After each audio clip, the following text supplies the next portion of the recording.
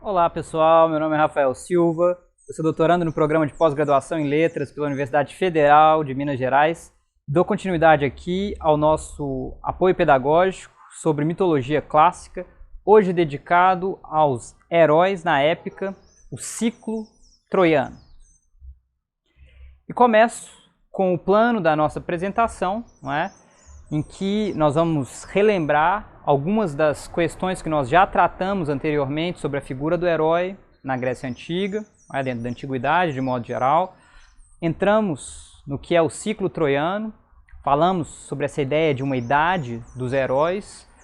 Na sequência, uma série de referências sobre obras que tematizam o ciclo troiano, o que tem de específico na abordagem dessas obras.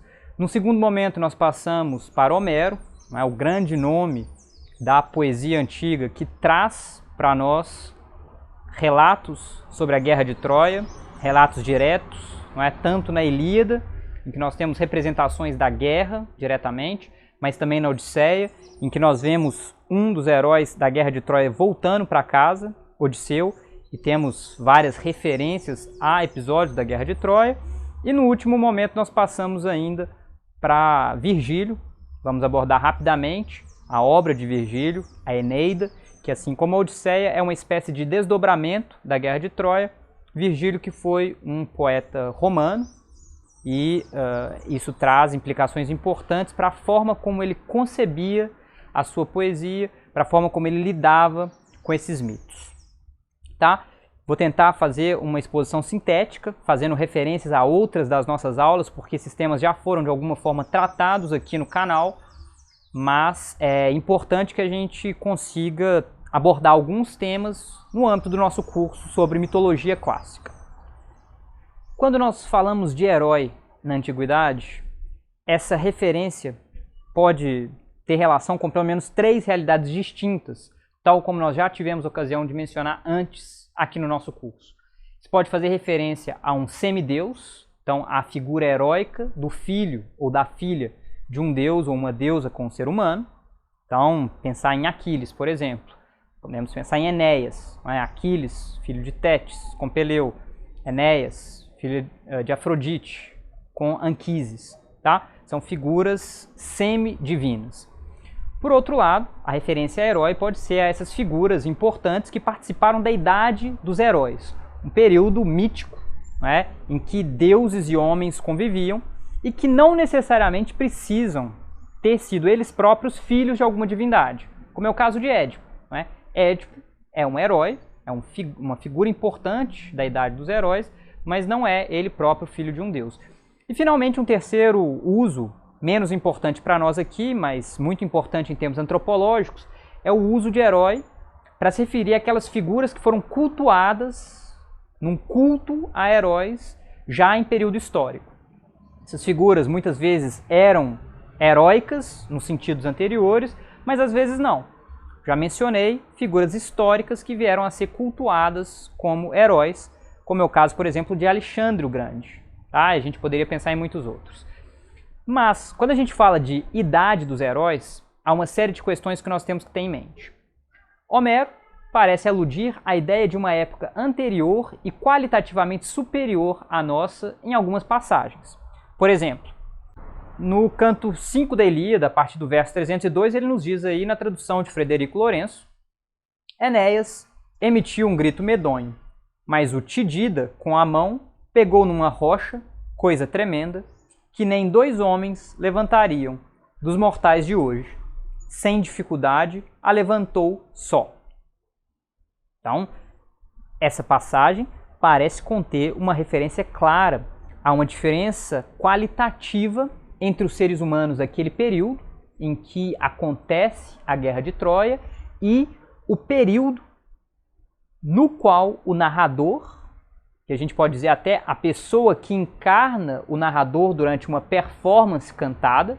Nós já mencionamos essa dimensão oral da poesia homérica, da poesia arcaica de modo geral.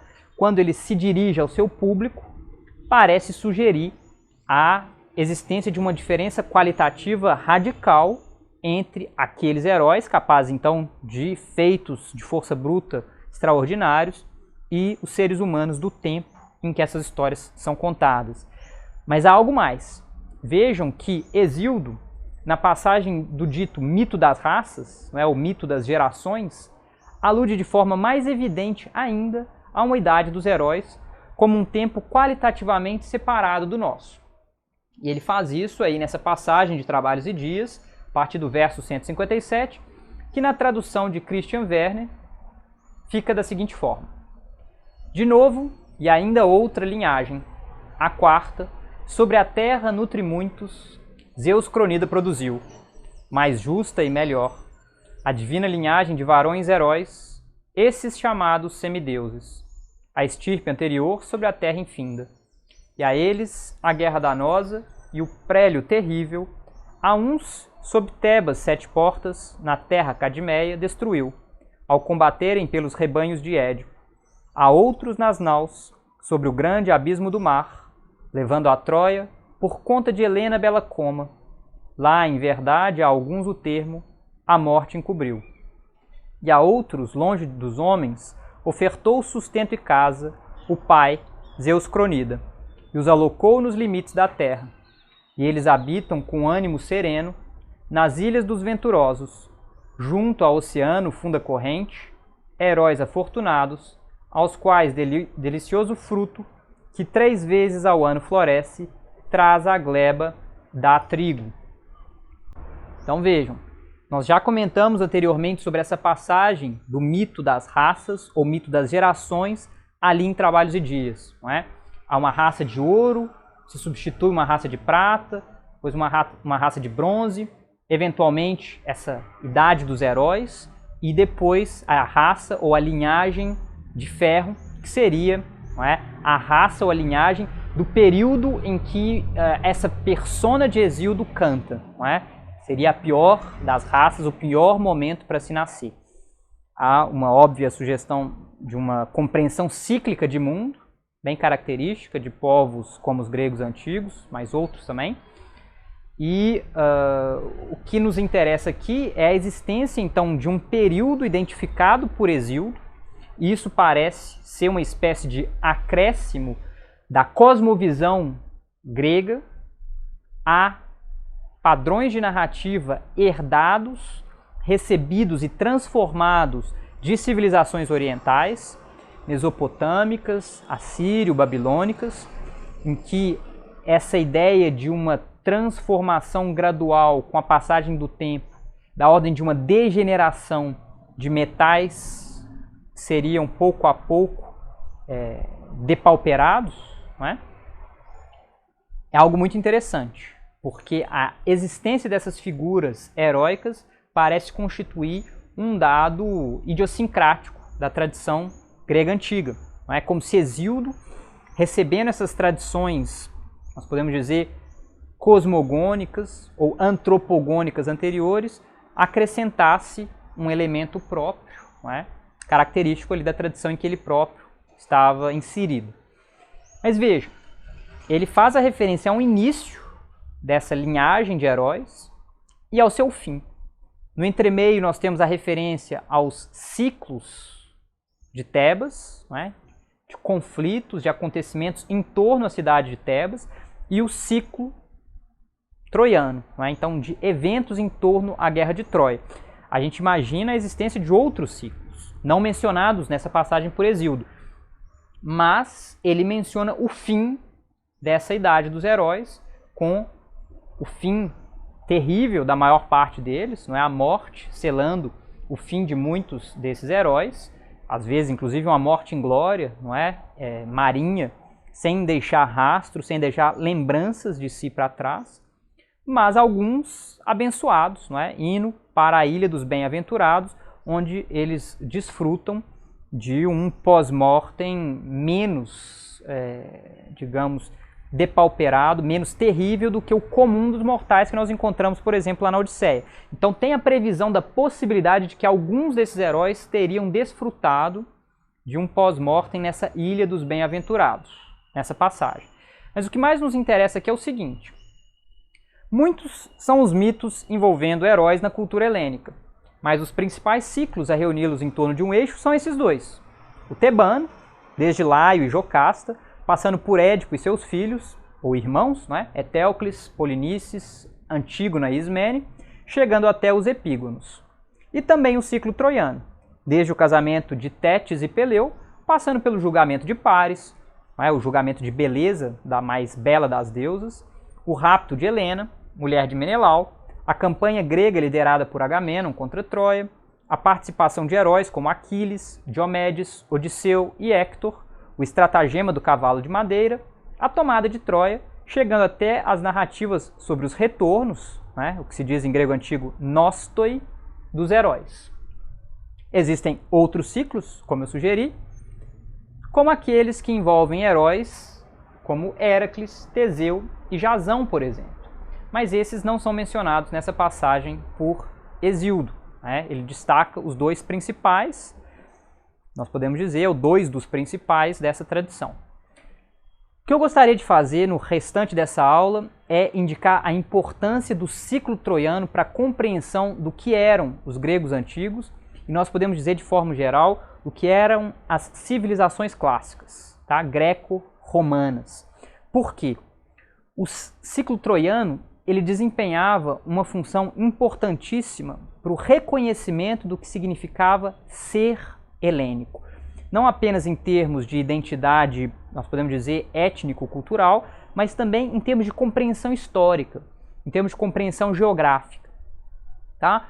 A Guerra de Troia era reconhecida pelos próprios gregos dos períodos posteriores como um evento divisor de águas, isto é, o último dos grandes acontecimentos em que deuses e humanos interagiram livremente. Depois de 1184 a.C., data tradicional atribuída ao fim do conflito, teria acontecido o início da divisão qualitativa entre a Idade dos Heróis e a Idade de Ferro. Então, esse é um período absolutamente fundamental, porque é a passagem das narrativas que aconteciam in illo tempore, num tempo em que deuses e seres humanos interagiam livremente, ou de forma relativamente livre, de um tempo em que dados fantásticos eram possíveis, tanto em termos, né, desses cruzamentos entre seres divinos e seres humanos, quanto na realização de dados, né, ou façanhas de força, façanhas heróicas. Então, esse é um momento fundador da história dos povos helênicos. Muitos dos heróis reverenciados como divindades e reconhecidos como antepassados de famílias aristocráticas dos períodos posteriores teriam tomado parte nesse conflito. A Guerra de Troia seria, portanto, uma espécie de mito pan-helênico, fundador de uma certa ideia de pertencimento cultural. E aqui a gente poderia se colocar a questão sobre a dimensão histórica desse conflito. Quão histórica foi a Guerra de Troia, tal como narrada por Homero, tal como presente na Eneida de Virgílio? Há um fundamento histórico? Para os gregos, isso jamais foi uma questão. Os próprios gregos consideravam que os relatos sobre Troia eram históricos, ou seja, narravam eventos efetivamente ocorridos no passado, como se vê a partir das obras de Heródoto e Tucídides, historiadores gregos. Esses historiadores, Heródoto, Tucídides, a gente pode mencionar outros, lidavam com a Guerra de Troia como um dado importante da sua tradição. Heródoto, por exemplo, menciona passagens de Homero e sempre tenta, digamos, encontrar uma espécie de respaldo em dados da realidade, naquilo que ele ouviu falar, naquilo que ele próprio viu, a fim de dar a ver o que Homero, por exemplo, narrou. Algo próximo a gente encontra em Tucídides. Em Tucídides já há algum distanciamento com relação àquilo que Homero narra. A perspectiva crítica de Tucídides é mais aguda. Mas, por outro lado, se a gente pega a parte chamada de arqueologia, lá da história da Guerra do Peloponeso, Tucídides propõe uma comparação, né, com o que Homero se propôs a cantar da Guerra de Troia, e Tucídides, então, tenta mostrar em que a Guerra do Peloponeso é superior àquilo que Homero tinha trazido. Ele, inclusive, é muito crítico a Homero, né? Ele fala que poetas são dados a fantasiar a realidade, mas ele não questiona a historicidade da Guerra de Troia. Os historiadores modernos, e modernos a gente pode entender aí a partir da escrita da história desenvolvida por volta do século XV em diante, tenderam a um certo ceticismo com relação à historicidade ou ao fundo histórico da Guerra de Troia. Eles tenderam, e isso no século XVII, XVIII, sobretudo no XIX, fica muito agudo, não é? A tendência a imaginar que essas seriam lendas populares, que isso seria da ordem da inventividade, da fabulação de povos ainda, né, não desenvolvidos em termos da sua racionalidade, dos seus instrumentos de conhecimento. Obviamente, há uma série de preconceitos no que fundamentava essa ideia, mas foi como se deu o desenvolvimento, não é, da historiografia na modernidade. Mas fato é que em 1870, Heinrich Schliemann, um dos nomes importantes da arqueologia clássica, embora ele próprio não tivesse uma formação universitária tradicional, não é, convencional, ele se formou depois, ele era sobretudo um empreendedor. Daria para falar muito sobre a formação e a atuação românticas, não é, de Schliemann, ele próprio uma espécie de herói, pelo menos pintado como um herói da disciplina da arqueologia, não é, no início do século XX, mas ele iniciou uma série de explorações na Turquia e posteriormente na Grécia, descobrindo o fundo histórico dos relatos homéricos, daquilo que depois veio a se revelar a civilização micênica. Atualmente é consenso entre estudiosos que Homero traz uma lembrança de eventos históricos reais, ocorridos desde o período micênico, e constitui uma fonte importante para se estudar essa época. Faço referência aí a livros de Moses Finlay e Jean-Pierre Vernon, e aludo ainda ao fato de que a riqueza das abordagens sociológicas desse material dito literário ou poético é absolutamente fundamental para que compreendamos essa dimensão histórica do relato homérico. Atualmente, leituras muito profícuas do que são essas tradições poéticas, orais, né, de uma longa tradição de memória cantada, passada de geração em geração, é possível a partir de um instrumental que passa da arqueologia, por sociologia, por antropologia, e que nesse amálgama busca, não é, dar a ver a dimensão histórica dessa poesia, desses versos, e obviamente essas abordagens são complementares, elas não são excludentes, mas cada uma tem seu foco específico, tá? Aqui nós estamos preocupados com o que é, digamos, uma espécie de núcleo mitológico dessas narrativas em torno ao ciclo troiano, e vamos nos servir de diferentes elementos, tá? Para falar rapidamente do que formos abordar hoje. Em todo caso, eu gostaria de deixar claro que as principais fontes para o ciclo troiano são as seguintes. Em termos de poesia épica, nós temos Homero com a Ilíada e a Odisseia, que são poemas bem longos, de 24 cantos cada um, em grego antigo. Cada um desses cantos tem cerca de 500, 600 versos. Então, cada uma dessas obras é relativamente longa, não é? Temos ainda Virgílio com a Eneida, um poema também longo, dividido em 12 cantos e escrito em latim. Tá? A Eneida tem mais ou menos o tamanho da Ilíada, mais ou menos o tamanho da Odisseia, embora seja dividida em apenas 12 cantos. Temos ainda a poesia trágica, tá? Porque cerca de 1/4 das obras supérstites de Ésquilo, Sófocles e Eurípides abordam episódios do ciclo troiano. Obviamente não coincidem com o que é a narrativa da Ilíada, mas lidam com episódios em torno à Guerra de Troia. Tá? Há um dito famoso atribuído a Ésquilo, segundo o qual as suas peças nada mais seriam do que fatias do banquete, tá? ou migalhas do banquete de Homero. Né? Parece fazer reverência aí a Homero como o grande inspirador da tradição poética helênica. Dito se encontra em Ateneu. Tá? E há também 3 tragédias de Sêneca que abordam temas, né, que têm por pano de fundo a Guerra de Troia.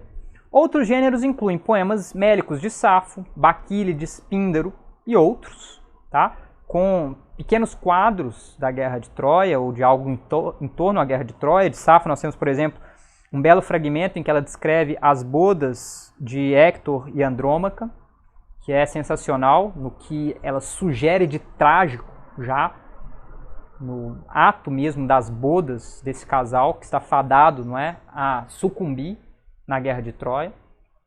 Temos ainda compilações enciclopédicas como a Biblioteca de Pseudo-Apolodoro, que eu tratei num vídeo recentemente.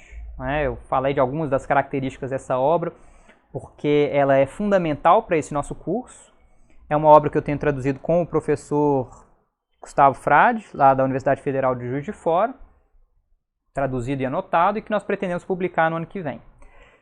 Temos ainda obras históricas, como as que eu mencionei, de Heródoto e Tucídides, que fazem referências a episódios, a passagens específicas da guerra, além de obras posteriores, como as Metamorfoses de Ovídio, e entrando na cultura latina, daria para mencionar muitas outras, tá? De Horácio, do próprio Virgílio, mencionado anteriormente, outras obras do próprio Ovídio, enfim, muitas obras.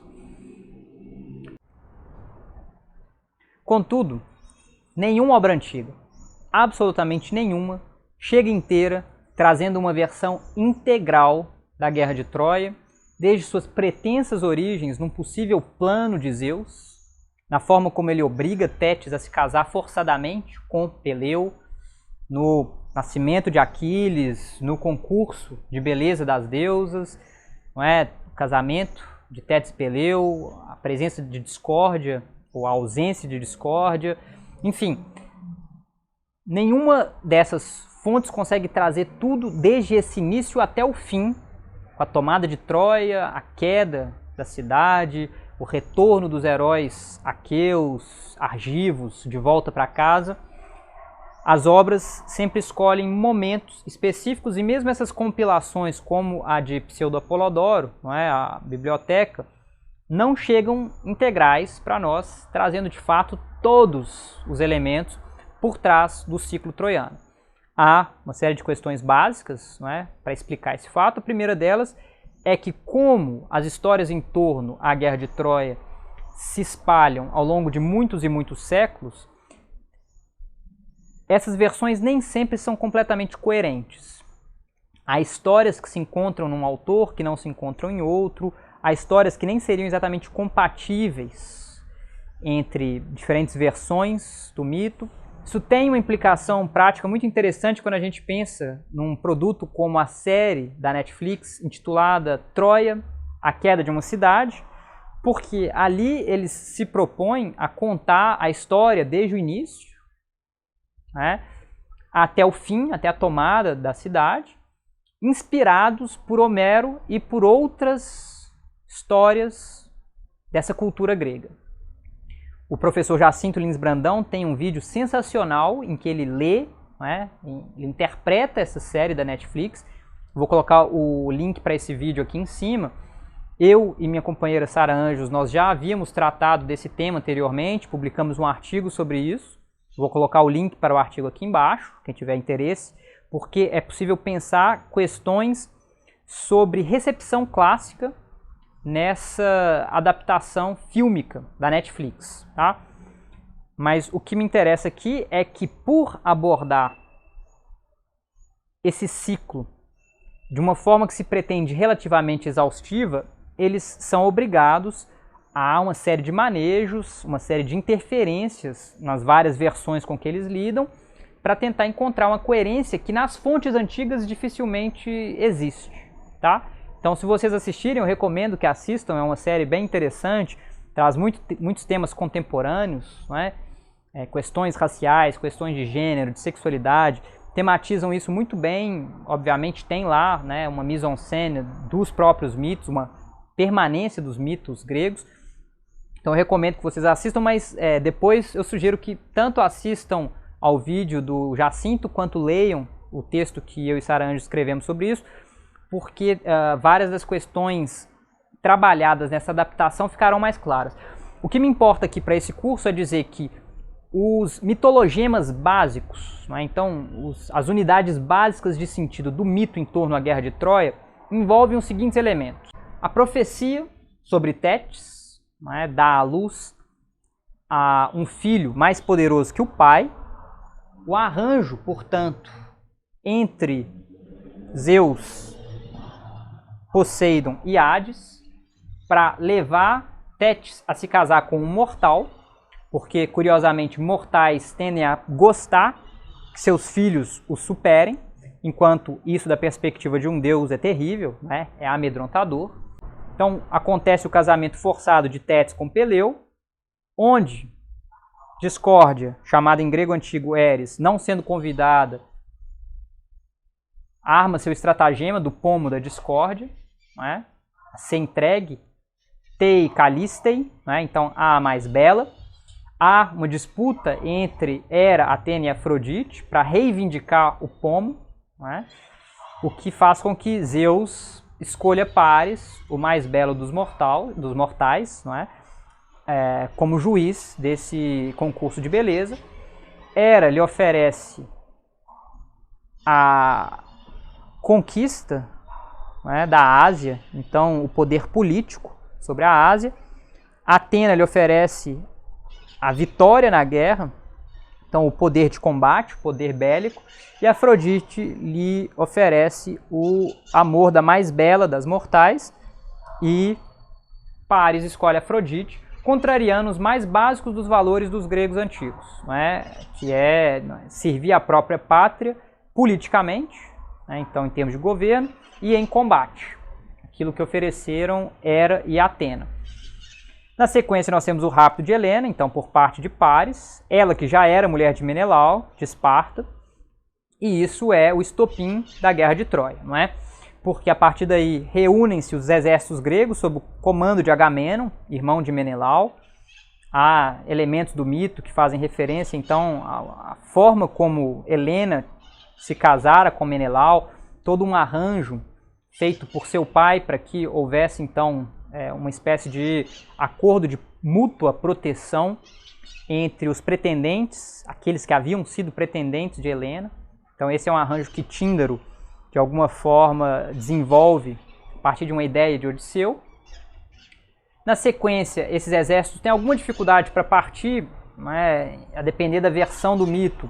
Agamenon é obrigado a sacrificar sua filha Ifigênia, devido a algum tipo de agravo que ele havia cometido contra a deusa Ártemis. Em seguida, nós temos a Guerra de Troia, propriamente dita, né, os vários eventos, a chegada dos exércitos invasores, os primeiros conflitos, os vários eventos de tomada de cidades próximas, as dificuldades de acesso a depósitos de comida e outros eventos típicos da guerra. Né, a própria Ilíada começando apenas no 9º ano do conflito, já perto de seu fim. Após, né, a morte de Héctor, a morte de Aquiles, nós temos o estratagema do cavalo de madeira e a tomada de Troia, evento que é narrado no livro 2 da Eneida, não se encontra narrado, curiosamente, em Homero. E em seguida nós temos, após a queda de Troia, os retornos, né, os nostoi, dos gregos vencedores de Troia, em seu retorno para casa, né, em sua volta para casa, a Odisseia narrando um desses retornos e aludindo a muitos outros. E nós temos ainda a dispersão dos troianos sobreviventes, que é o tema principal da Eneida, com a fuga de Enéas e a fundação da futura cidade de Roma. Então vejam, né, são muitos elementos, e eu mencionei aqui simplesmente os elementos mais básicos que estão presentes em várias versões do ciclo troiano.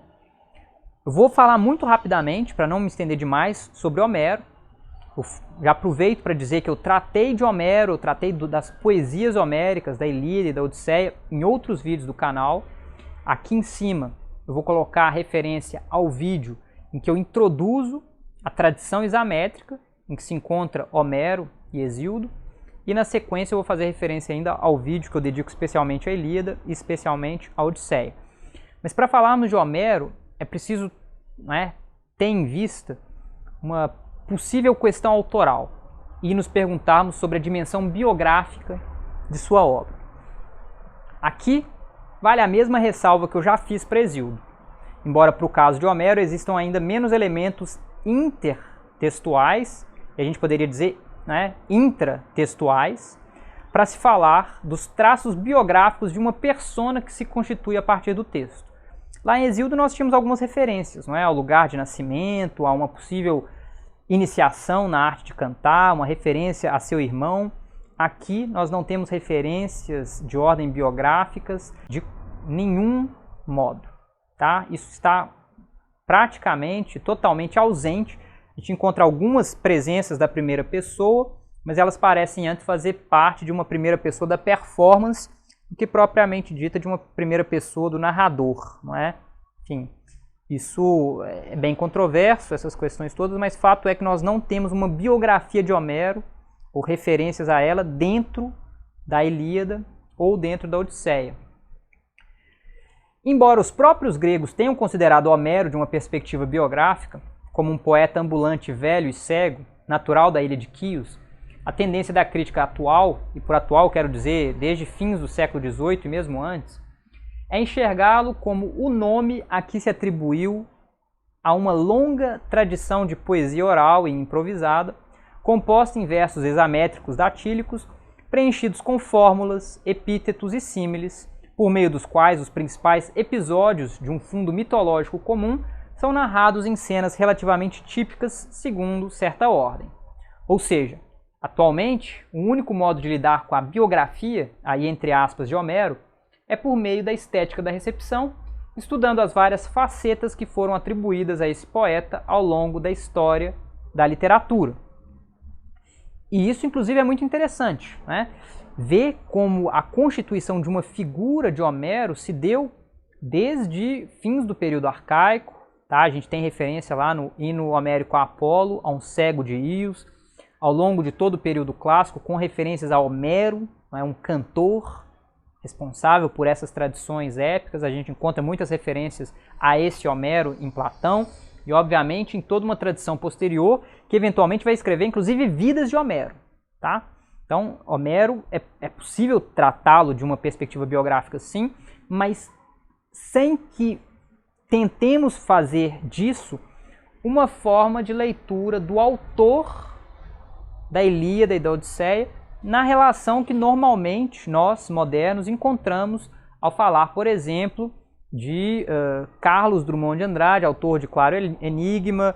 Então, é importante que nós não abordemos a Ilíada e a Odisseia nessa chave. É de uma outra ordem a presença, né, de uma voz narradora dentro desses poemas, porque eles, como eu disse, são tradições orais que eventualmente foram colocadas por escrito, mas que por suas inúmeras características, fórmulas, epítetos, repetições, cenas típicas, são da ordem de uma longa tradição oral, né, que pouco a pouco se refina, pouco a pouco se forma. Mas como eu já mencionei anteriormente, aqui em Homero, assim como em Hesíodo e outros autores antigos, há uma dimensão didática fundamental para compreendermos o que se encontra em jogo na Ilíada e na Odisseia.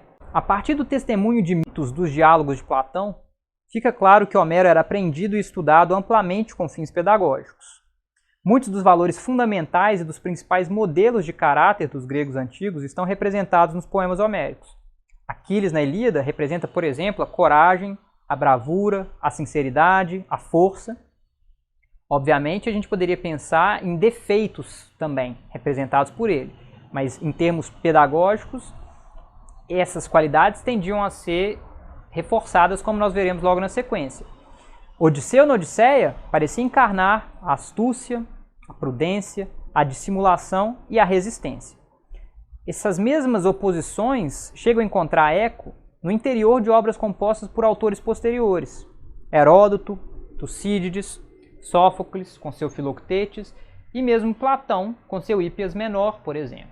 Parece haver a ideia da contraposição entre esses dois tipos heróicos, Aquiles e Odisseu, fundamentando, por assim dizer, uma dicotomia que atravessa a própria cultura grega antiga.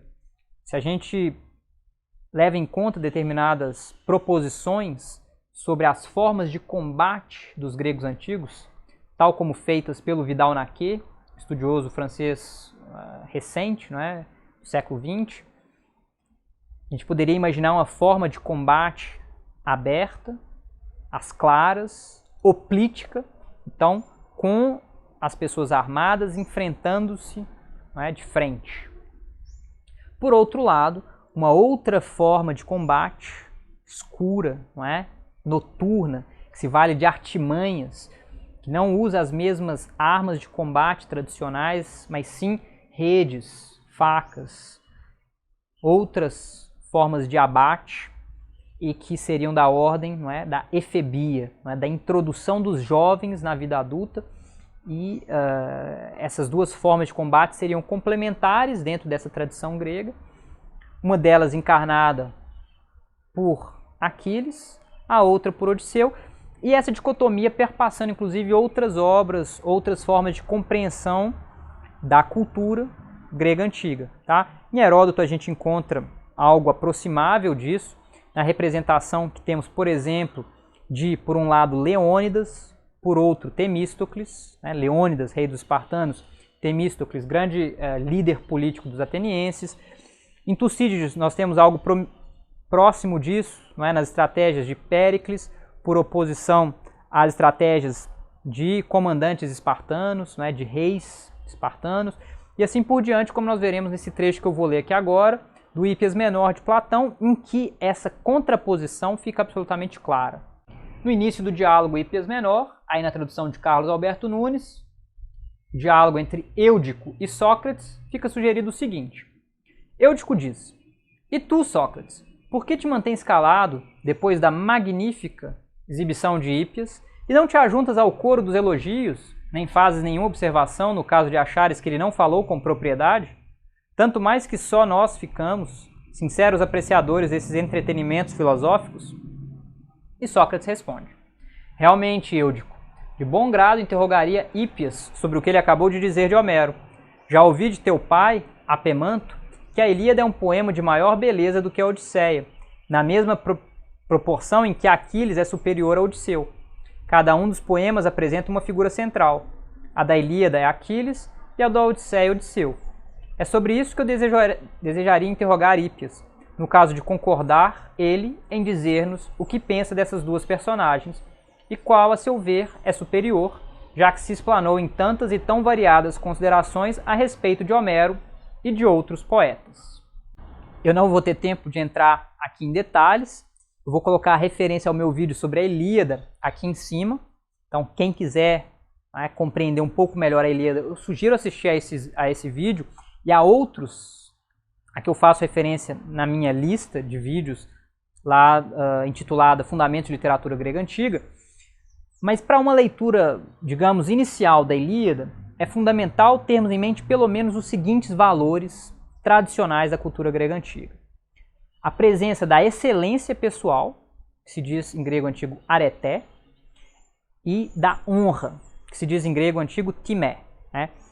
Essa excelência pessoal, ela se dá a ver sempre em ações excelentes, então ações de combate, grandes proezas de invasão, proezas atléticas, as mais diversas, e essa exibição pública, não é, da excelência, ela é sempre reconhecida por meio dessa timé, não é, dessa honra, que vem muitas vezes em forma de marcadores externos, não é? São tesouros, são posses, propriedades, tá? Porque essa sociedade funciona muito na chave da exposição pública, né? Você é, em larga medida, aquilo que você parece ser, aquilo que você demonstra ser, né? E, obviamente, o renome, não é? O kleos, desempenha também nessa sociedade um papel fundamental, porque é uma sociedade que, trabalhando em larga medida sem a escrita, exige como forma de transmissão, né, de exibição dessa honra pública, né, desse reconhecimento público da excelência de uma pessoa, para além das limitações espaciais, temporais, a transmissão dessa das histórias em torno, né, a esses atos de excelência, essas façanhas excelentes, por meio da palavra cantada, por meio daquilo que se diz da pessoa e que é o kleos. Né? A palavra kleos tem uma relação etimológica aí com o kalel, né, o call do inglês, por exemplo, tá? E que é fundamental para compreendermos muito do que se encontra em jogo em passagens tanto da Ilíada quanto da Odisseia. A noção de retorno após a guerra é fundamental, porque quando esses heróis estão no caminho de volta para casa, e muitas vezes quando personagens da Ilíada, da Odisseia, de outros poemas gregos arcaicos do período clássico, estão fora de casa, eles precisam fazer parte de uma relação de xenia, uma relação de hospitalidade. Também não vou ter tempo de entrar aqui nos detalhes da xenia, mas sempre que alguém recebe uma pessoa em sua casa, ela se torna xenos dessa pessoa e essa pessoa se torna xenos para ela. Essa é uma relação próxima de uma relação de amizade, a gente poderia dizer, ainda que muito mais séria e mais institucionalizada, talvez. Porque a ideia é que pessoas que celebraram uma relação de xenia não apenas são xenoi para o resto da vida, né, hóspede e anfitrião, mas legam essa condição também para seus descendentes. Então, xenoi se tornam, né, famílias de pessoas que recebem umas às outras. Obviamente, isso diz respeito à instituição, né, da viagem, da honra, da aristocracia da terra na antiguidade. Porque imagine a dificuldade que era viajar, né? Então, muitas vezes desempenhar negócios, desempenhar tratos ou tratados num tempo em que não há a ideia de hotel, não há a ideia de albergue ou algo do tipo. Simplesmente quando você tem, então, contatos com famílias, com grupos, que é possível viajar sem muitos riscos. E mesmo assim, o risco é fundamental, não é? É um dado de toda relação de xenia, toda relação de hospitalidade. E vejam, a xenia, ou a ruptura da xenia está não apenas na base da Ilíada, porque Paris rouba, não é? Ou sequestra, ou foge com Helena, traindo seu Xenos, que naquele momento era Menelau. Então é uma ruptura desse valor fundamental para os gregos antigos, que era a hospitalidade, mas se encontra também na base da própria Odisseia. A situação em que Penélope se encontra em casa com Odisseu distante é a de pretendentes que ilegitimamente reivindicam o casamento com ela, eles sendo naquele momento xenoi de Odisseu, porque hospedados no palácio de Odisseu, desfrutando, não é, das posses de Odisseu, de Telêmaco. Não é? Então, essa é uma noção que nos ajuda a compreender o que se encontra em jogo nesses poemas. E antes de passar muito rapidamente para Virgílio, para essa exibição não ficar muito longa, eu gostaria de fazer alusão aqui à longa carreira de recepções que os poemas homéricos receberam. Né? Não apenas na antiguidade, imensa, né? A importância de Homero para a constituição da cultura grega é fundamental. É impossível entendermos algo dos gregos sem levarmos em conta a presença, né, por todos os lados de Homero, o diálogo que praticamente todas as pessoas que vieram depois dele estabeleceram com suas obras, mas para boa parte do que se produziu em termos de cultura, a literatura, artes, música, pelo menos na cultura ocidental, desde por volta do século XV, embora a sobrevivência, não é, de lembranças dos poemas homéricos tenha atravessado toda a Idade Média também. Mas a redescoberta de Homero na Europa Ocidental se dá por volta do século XIV, XV, quando começam a surgir as primeiras traduções para o latim e eventualmente o grego antigo volta a ser mais conhecido. E essa potência fecundante de Homero, não é, atravessa os séculos, chega até os dias de hoje. Tá? Algo que se encontra muito em voga hoje são releituras desses mitos de perspectivas identitárias. Então nós encontramos, por exemplo, a releitura de uma epopeia odisseica no Caribe, por exemplo, o Derek Walcott, que escreve lá o seu Homeros também. A gente encontra releituras em chave feminista dessa obra. Uma que se tornou bem famosa é a da Margaret Atwood, que escreve, que em inglês saiu como Penelopíada, em português algo como A Odisseia de Penélope, e que é a narrativa da espera de Penélope na ilha de Ítaca, em seu palácio, as suas artimanhas para conseguir sobreviver àquela situação super tensa em que ela se encontrava. Então, o tentar dar voz a figuras que a princípio não apareciam, não é? Tendo essa voz, podendo reivindicar algo. Não é? A gente encontra isso, inclusive, na produção de poetas brasileiras contemporâneas. Tá? A Ana Martins Marques, por exemplo, tem um trabalho nessa chave. A gente tem trabalhos recentes muito contundentes, como, por exemplo, os da Mônica de Aquino, que tem um livro chamado Fundo Falso, em que ela reivindica essa figura de Penélope e faz dela realmente porta-voz de inúmeras questões humanas fundamentais, dadas a ver a partir de uma perspectiva feminina do que são essas histórias presentes de alguma forma em silêncio lá nos mitos homéricos, tá? Nos mitos tais como relatados por Homero, por exemplo.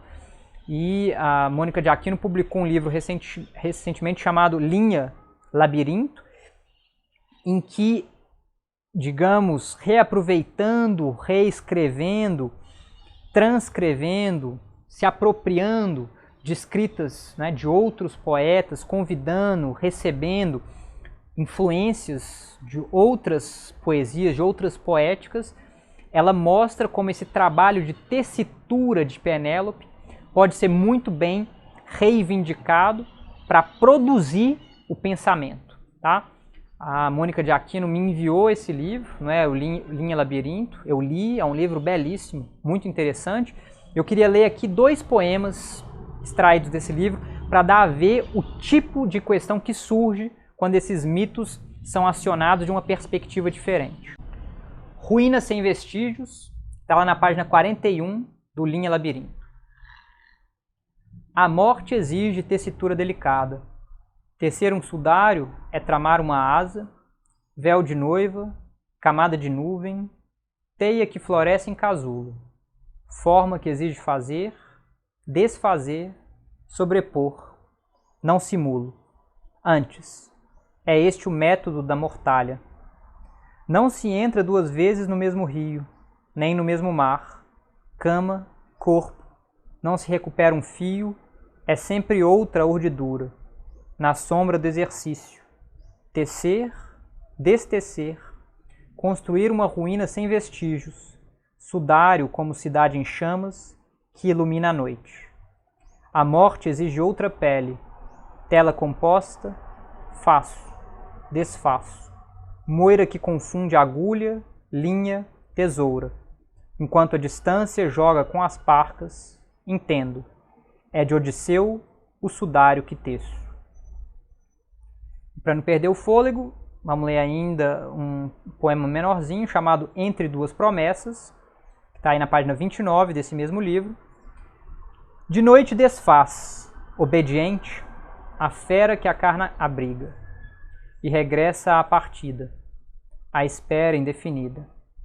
De dia é outro desejo, tece a mortalha com o silêncio, de ter de casar-se outra vez, presa entre 2 promessas. Mas Penélope mente, o que quer é a solidão, a fidelidade é um cão. Então vejam a potência possível de se alcançar por meio da releitura contemporânea, deslocada, mas pensante, crítica desses mitos antigos. Né? Mônica de Aquino reaciona muito bem a figura de Penélope, como fez, né? Ou como fizeram outras escritoras, como fazem outras escritoras. Dentro da sua poética, essa ideia do destecer, do retecer, tem uma implicação prática sobre a própria escrita, reescrita da sua obra, como se Penélope um pouco se encarnasse, se tornasse ela própria autora, né? Como se houvesse uma espécie de poética de Penélope. Isso é interessantíssimo, né? Pensem em outros mitos. É possível reacionar outros mitos com essa potência, com essa capacidade de criação, tá? Esse curso trabalha muito nessa chave, na chave de tentar destacar a potência criativa dos mitos antigos quando bem trabalhados, quando trabalhados criticamente na contemporaneidade. E para encerrar a exposição, eu passo aqui muito rapidamente a figura de Virgílio, não é? Chamando a atenção para a importância do período helenístico, a partir de uma maior difusão da escrita e da disponibilização de um amplo acervo literário, aí entre aspas, né? Eu já falei que a noção de literatura não se aplica tal qual na modernidade à antiguidade. O literário quer dizer simplesmente um amplo acervo escrito em bibliotecas, como na célebre Biblioteca de Alexandria, por exemplo. Daí uma nova forma de produção literária, não é, poética, com maior apreço por jogos intertextuais, alusões refinadas, composições rebuscadas e mais sintéticas, bem mais curtas, tá? Um trabalho explícito com a tradição anterior, como se vê nas obras de Calímaco, né, em seus epigramas, Teócrito, em seus idílios, e Apolônio de Rhodes, em suas argonáuticas, sempre inovando. Então, né, um diálogo com a tradição, mas numa criação muito atenta aos detalhes, a capacidade de composição escrita, né, então uma poética escritural explícita por parte desses autores, tematizada por eles, inclusive, e que Virgílio, sem dúvida alguma, lega. Tá? Ele herda e lega para seus posteriores. E por meio de princípios composicionais, como a imitatio, não é? A emulatio e a contaminatio, os poetas latinos posteriores criam em diálogo e diferença com a tradição anterior. Em outro vídeo desse canal eu já falei sobre Calímaco, né, e a poética helenística de modo geral.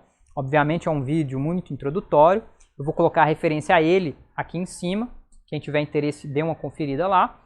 Mas o que me interessa aqui é dizer que Virgílio já está trabalhando com outros padrões de composição diferentes dos de Homero quando ele escreve a Eneida, e é por isso que quando nós lemos a Eneida, comparamos com Homero, os produtos são muito diferentes, embora sejam tradições épicas, ambos, porque eles estão trabalhando com referenciais, contextos históricos bem diferentes, e isso tem uma implicação prática no próprio texto.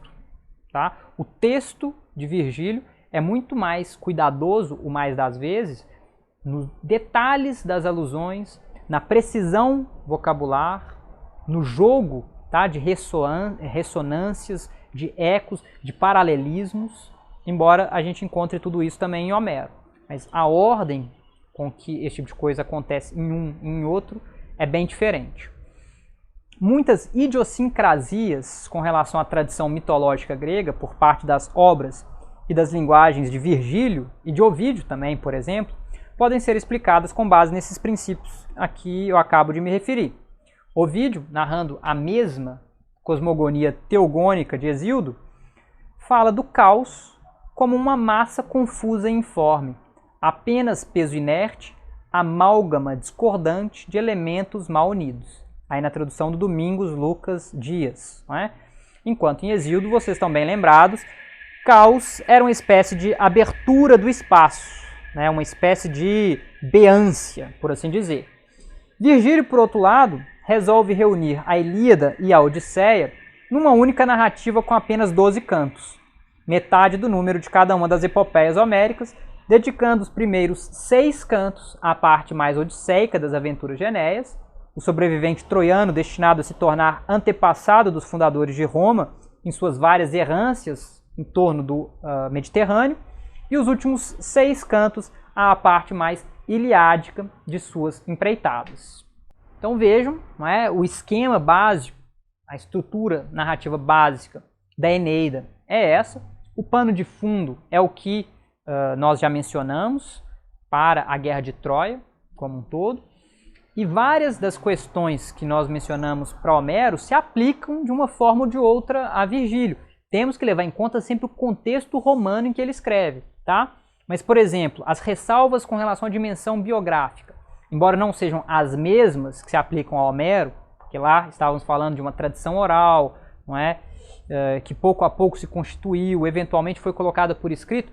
Virgílio, nós estamos falando de fato de um autor, né, de carne e osso, que sentou, estudou, escreveu, compôs, não é? Apresentou sua obra, mas nós ainda não estamos falando de um autor em chave moderna, que se dá a ver ali, não é, que se expressa seus anseios, que quer de alguma forma trazer uma visão idiosincrática sobre o mundo, numa chave quase romântica. Não é? A forma como a autoria funciona na antiguidade, mesmo para a antiguidade romana clássica, é outra. Isso foi muito bem tratado, não é, nos trabalhos de uma colega minha, chamada Júlia Velar. Faço referência aqui a um dos trabalhos dela, falando sobre a questão da autoria em Ovídio. Tá? É preciso levar em conta ainda, em termos da dimensão da sociedade que entra nessa obra, o contexto histórico do momento em que ela foi escrita, o Império Romano sob o comando de Augusto, sendo discutível se Virgílio atuou em prol ou contra o novo regime político, e essa é uma questão fundamental de se ter em vista, tá? Vários debates ocorrem em torno dessa questão, porque algumas pessoas tenderam a ver a Eneida como mera propaganda política do regime augustano, enquanto leitores, a meu ver, um pouco mais atentos, né, a detalhes, um pouco mais atentos e daria para dizer mais refinados em suas leituras, escutaram ecos de uma espécie de contradiscurso, né, de discurso contrário, de oposição às políticas de Augusto, no âmbito da Eneida. Então a Eneida não é uma literatura de propaganda, não é? É uma literatura que de fato dá a ver questões importantes de seu tempo, da perspectiva desse autor, Virgílio, em consonância, não é? Em diálogo e em diferença com uma tradição anterior, constituindo uma obra fundamental para questões humanas, que reflete sobre a morte, que reflete sobre a vida, que reflete sobre determinados valores, tem uma dimensão filosófica importante também. E, obviamente, tem aí uma dimensão da recepção, onde nós devemos falar da imensa influência dessa obra na história da literatura, para citar apenas alguns, não é? Sobre a comédia de Dante, sobre os Lusíadas de Camões, embora a gente pudesse pensar em muitas outras obras influenciadas, não é? Por Virgílio, sobretudo por essa Eneida. Não é? A tradição épica greco-romana ela é fundamental para a constituição da literatura e da cultura ocidentais. Várias obras seriam absolutamente impensáveis sem Homero e sem Virgílio.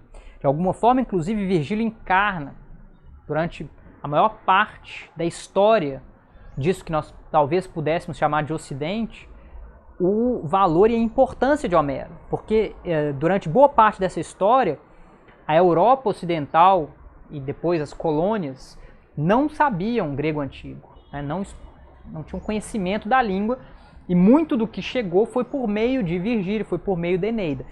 E a potência fecundante a qual eu aludi, no caso de Homero, no caso de Virgílio talvez seja ainda mais fundamental. Inúmeras obras, né? Eu citei ali a comédia de Dante, os Lusíadas de Camões, fundamental para nós, não é? A epopeia fundante da lusofonia, por assim dizer. Mas a gente poderia pensar em Paraíso Perdido, de John Milton, tá? Totalmente impossível sem a Eneida. E várias outras epopeias, várias outras narrativas que encontram ali na figura de Enéas, tal como trabalhada por Virgílio, uma figura absolutamente fundamental. Embora, curiosamente, aqui também, as reescritas desse mito hoje sejam muito mais interessantes por aquilo que dão a ver dos silêncios, dos pontos cegos dessas narrativas épicas, do que pela exploração dos mesmos temas, tá? Porque a cultura clássica, ela é potente justamente na capacidade de dar a ver o que ficou esquecido, né? De permitir o retorno do recalque, né? Ou do recalcado, de permitir então, por meio da sua sobrevivência, da sua permanência, questões que ganham uma dimensão absolutamente fundamental com a mudança dos tempos, porque a nossa perspectiva muda, né? As obras, a gente poderia talvez imaginar que permanecessem as mesmas, mas com a mudança da perspectiva as próprias obras mudam. E aquilo que nós chamamos de clássico é isso, é a permanência na mudança. E eu fico por aqui, apresento muito rapidamente aqui algumas obras que me serviram, não é? Da bibliografia primária, na sequência também da bibliografia secundária.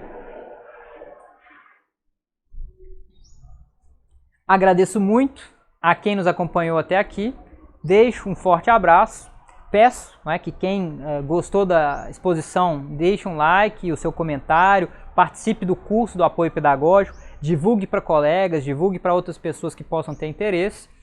E é isso. Um forte abraço e até a próxima. Tchau, tchau.